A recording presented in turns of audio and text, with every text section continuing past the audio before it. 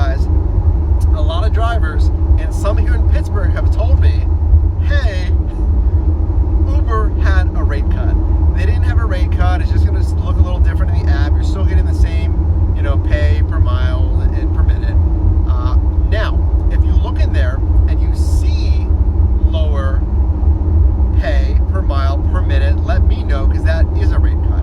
All right. When you look at your earnings, take whatever it is per mile. It's $1.10 a mile here.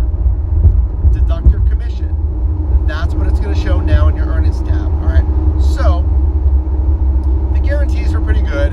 I think I got at least 2 in there in that hour, maybe 3. Oh no. Okay.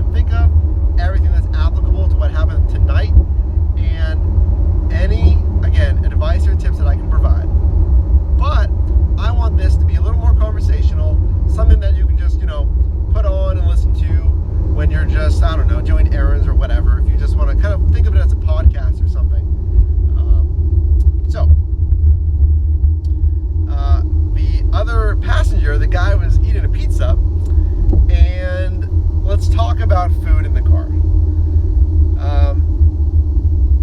I really don't say, hey, get it out of here, right? I mean, again, customer service is a part of this. Hopefully we can get tips by being, professional and good customer service. So if they have one piece of pizza, he had a plate, I mean, usually I let it go, especially on a 3.4X. I will let it go, guys, all day. He can eat that pizza all day. He's on a 3.4X. It's his ride. They're paying for, well, it was a girl's ride, but, they're paying for it. Excuse me. So now, I have some napkins in the glove compartment. So I gave him some napkins because, if he's going to bring the pizza in, which is fine, it wasn't, a gross looking piece of pizza, why not? I mean, I want to protect my seats as much as I can versus him rubbing that on the door or something. Hello to everyone joining, by the way. I see people bumping in and out. It's 3 in the morning Eastern here, so if you join the live stream right now, I really appreciate it. Pretty cool. So I give him some napkins, just so he's not wiping it all over the seat covers of the doors. So let's find out where they're headed. It's a 3.4X. It is 4 passengers. My car is maxed out. Where are they going? They are going to New Kensington, Pennsylvania. 45 minutes away on a 3.4X. Guys, the energy drink, everything worked all at once. I was feeling fantastic. My energy level was fantastic. 3.4, 45 minutes away. I knew that immediately that was going to be one of my longest and one of my most profitable rides ever. Oh, there's an SUV driving. What is that? Yep, it's an officer. Driving by the police barracks right now. I knew that had to be an officer. So, we talked about long rides, right? Remember that video that talked about what is the longest ride you can do on the platform? And I mentioned mine was like a little over an hour, something like that. This is right up there. This is a top 3 ride. 45 minutes is a pretty long ride and good profitability too. So the ride was good. The guy in the back who was the most drunk, who was eating his pizza, was fine. I mean, and that's the thing. Remember, I always watch everyone coming into the car, making sure they're not going to get sick. And everyone was talking to each other. You can kind of tell when they're talking to each other. They didn't sound too messed up or anything. So that is the best you can hope for, guys. Passengers that are on a super high surge, 3.4, they're going really far, and that they have their wits about them. They're not too drunk. They're not going to get sick or anything. So, great ride tonight. That was a $92 ride, net profit after commission. Now, again, I'm driving the dead miles back right now, so we'll consider that. But it was about a 40-minute ride. So double that, we'll say. A little bit less than an hour and a half. So hour and a half for $92. $45 is for 2 hours. Yeah, so I made probably math, guys. What did I do? $48 an hour, something like that. Even if we consider even with the time back, it's still about $48 an hour. If I'm doing that math right, it's 3:30 a.m. morning math is probably not the sharpest math. But so let me know, what is your most profitable ride? What has your longest ride been? And again, bar hours, guys. Who's driving bar hours out there? That's what I'm curious about. We got about 5 minutes left here until we're home. So let me know. And if you're watching this on the rebroadcast, appreciate you watching here and hanging with me at the ripe hour of 3:30. Well, it's almost 3:30 in the morning here. So finally, let's talk about strategies for tomorrow. Okay, it's always a balance of boost and power zones. I will look at boost and power zones first to kind of gauge what's predictable, right?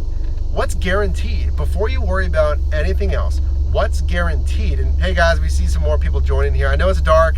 We're driving back. It's pretty early in the morning. I appreciate you watching.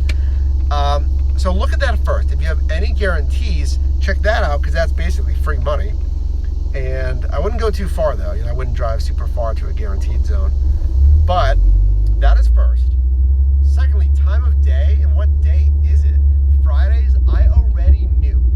Fridays are typically obviously slower than Saturdays from generally when people go out. So I kind of expected the first half of the night to be slower, and it was. Again, we hit maybe $15 an hour, maybe, maybe 20, I don't know. I'll have to do the calculations on that. But that's just the second thing you want to do, is look at when you're going to be out there and where people are going to be going, okay? So tomorrow we have, let's see, probably going to go online around 10:30 p.m. Oh, and a good thing to mention too, guys, is boost and guarantees tonight went until 3 a.m. So if I had a shorter run, I'm going to be looping right back to those boost zones, because they're not going to be that far away. And they're a 2x guarantee. That's really good. 2x, let's consider this. We never want to drive too far back to a surge zone. We don't want to chase a surge zone or a boost zone necessarily. But the higher the surge zone or the higher the boost rate, that radius that you can drive to get back into the zone should be longer, okay? If there is a 1.5 boost, that's not very high, okay? I would only drive maybe 3-4 minutes to get into that zone, and probably not even go online again, because we really need $2 a mile. If it's a 2x, like tonight, I'm probably going to drive further to get to that zone, 5, maybe 10 minutes. And you really have to weigh, what is your profit threshold, all right? If your profit threshold is good, I'm sorry it's bumpy, it's probably noisy. I apologize. Pittsburgh roads. You've driven in Pittsburgh, pothole capital, it seems. It's crazy. It's like, you can't get too greedy, because you're not always gonna make $30, $40, $50 an hour. Remember, we have made that. But if you're given a 2x, take the 2x, right? Just loop back around and take those 2x, and you'll find that you can probably make $20 to $30 an hour in that net. And that's net, guys. So that's about it, guys. We're almost home here, thankfully. It's been a long night of work and then driving. So I'm gonna let you go. Leave a like if you appreciate the live streams, and leave a comment. Let me know what you want to see more of as far as live streams. We're gonna live stream during the day, don't worry. We're gonna do some strategy sessions. I'm gonna be, just home. Hey Bobby, what's up? How's it going, man? Nice to see you here. We only got a few minutes, but I appreciate you watching.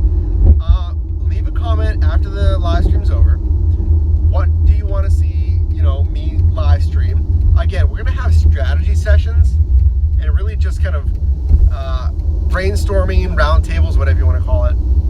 We'll talk rideshare, we'll talk strategy, because everyone is an expert or becomes an expert at something. What I don't have here in the Pittsburgh market, someone may have in the New York City market. Someone may have in the huge market in LA, San Francisco, San Diego. Someone can provide tips on smaller niche markets, right? If you're in a smaller area, what best helps profits. Everyone can provide something that I can learn, that someone else can learn. And I don't know everything, right? I'm definitely an expert in the system, in Uber and Lyft. I'm an expert in the communication style, all of that, but there's always stuff to learn. And I saw a comment come in there, I think it was from you, Bobby. I can't hear, I'm at a red light. I think I can see it. Per mile where I'm at, it's 110 a mile, which is pretty decent. It was 105, but here in Pittsburgh, among, I think, 8 other states, Oklahoma, and a few that because of that driver injury protection program, and there's a video on that. There's a live stream where I talked about that. That's a Twitter live stream that I posted. But it's 110 a mile here. So really a 2x surge is good. And that's why I drove those guarantees today, because it's a 2x. That was, what, 220 a mile then on that boost. So as we wrap up here, leave a like if you appreciate the live stream, if you like the content here. Oh, you're in Orlando, man. Tell me you're not in Orlando. Orlando is very nice. My buddy moved from Pittsburgh to Orlando. Yeah, I hear you, man. Yeah, you're in Orlando. Well, I'll tell you what. If you're in Orlando, that rewards the hustle even more, man. You know, if you know those hot spots, if you know when it surges, I mean, obviously you'll need a higher surge rate, to really hit those margins. Let's see, you'll probably need a 3x. A 3x is 180 a mile. 180 is pretty good. I can do 180. But I guess, it'll absolutely reward the hustler that knows those spots. Now, again, it's tricky because, if Uber doesn't surge in that market, you have to play that game, and it's tough. Yeah, never hits 3x. Oh, it's bright. It's bright. Yeah, that's the thing. So I would say for anyone that has a lower... Someone got powdered sugar in my seats or something. So for anyone in a market that doesn't surge as much, what I would do is, again, just think about your earnings threshold per hour, what you're aiming to get. Consider taxes. It's different. I believe, I'm not a CPA or tax professional, but I believe if you just do rideshare, you pay less taxes than someone that does a W-2 plus rideshare, because I do a full-time W-2 plus rideshare, and taxes are pretty high. Okay, but 2x for 15 minutes. Saturation, maybe? Is that what you're seeing as a saturation base? Because it's, because I would imagine that the passenger base is there. It's either low passenger base or, high saturation that causes that probably. But yeah, Orlando is tricky. Orlando's tough. Yeah, I've been down there. I went down there last November. I visited my friend down there. Longer, to get from place to place, which does help because you get more of that distance, I suppose. But yeah, you got to weigh the cost benefit expenses, of course. But we were wrapping it up. So again, leave a like, guys, if you're watching this on the rebroadcast. If you watched it 25 minutes, it looks like we're at. So if you watched it all the way here, I would really appreciate if you leave a like. It boosts me in the visibility in YouTube's algorithm. It gets more people seeing this, so we can bring more people to the channel and have more people for our live streams and whatnot. And leave a comment about what you would like to see live streamed. Again, we're going to do more driver summaries like this. We're going to do some roundtables, some strategy sessions, just talking, Uber and rideshare and strategy, what have you. And even other apps. If you guys want to talk about other apps, I don't really do too much other apps, on-demand stuff, but, we can talk whatever, Postmates, Grubhub, stuff like that. But my specialty is Uber and Lyft, so we can talk about that certainly. That is about it. So, appreciate you watching the live stream, guys. Your driver Mike here. It is late. I am going to get some sleep, and I will see you guys in the next one. Thanks.